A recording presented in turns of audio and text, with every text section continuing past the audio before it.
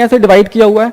सबसे पहले मैथ में देखो मोस्ट इंपॉर्टेंट टॉपिक क्या है, नंबर सिस्टम। ये मोस्ट इंपॉर्टेंट टॉपिक है और आपको नंबर सिस्टम से ही 6 से 8 मार्क्स का मिलेगा, ठीक है ना। उसके बाद आपका रेशियो आ जाता है, परसेंटेज आ जाता है, ज्योमेट्री और मेंसुरेशन। देखो मेंसुरेशन और ज्योमेट्री कर लेना, इनसे आपको 4 से 6 मार्क्स का मिलेगा।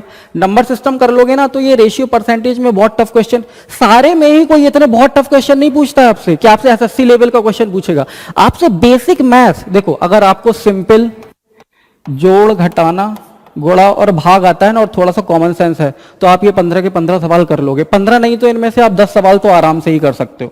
उसके बाद आप देखो पेडागोजी में क्या आएगा, नेचर ऑफ मैथमेटिक्स। मैथमेटिक्स का नेचर क्या, प्रकृति क्या है मैथमेटिक्स की, है ना। रटवाना है बच्चे को या बच्चे को समझाना है। जैसे सवाल आता है कि अगर आप एक क्लास में बच्चे को कुछ पढ़ा रहे हो मैथ और बच्चे को समझ में नहीं आ रहा स्टूडेंट को, तो क्या बच्चा गधा है?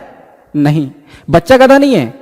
आपको अपना मेथड चेंज करना पड़ेगा समझाने के लिए।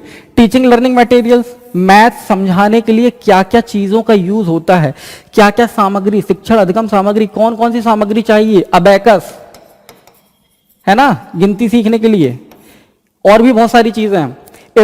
औपचारिक और अनौपचारिक विधियों द्वारा मूल्यांकन। जब आप बच्चे को पढ़ाते हो तो आपको ये देखना है ना बच्चा सीख रहा है कि नहीं सीख रहा, तो उसका मूल्यांकन करोगे तभी तो पता चलेगा कि आपका सिखाया हुआ उसे समझ में आ रहा है या नहीं आ रहा है। डायग्नोस्टिक एंड रेमेडियल टीचिंग, नैदानिक और उपचारात्मक शिक्षण। देखो डायग्नोस क्या होता है, जब आपको कुछ हेल्थ प्रॉब्लम होती है तो आप डॉक्टर के पास जाते हो डायग्नोस करवाने। डायग्नोस का मतलब क्या होता है कि मुझे क्या प्रॉब्लम आ रही है, बच्चे की प्रॉब्लम क्या है, समस्या क्या है। रेमेडी, फिर डॉक्टर आपको बताता है कि समस्या ये है, इस समस्या का समाधान क्या है, इसकी रेमेडी क्या है। तो ये भी बहुत इंपॉर्टेंट है, स्क्रीनशॉट लेते जाइएगा।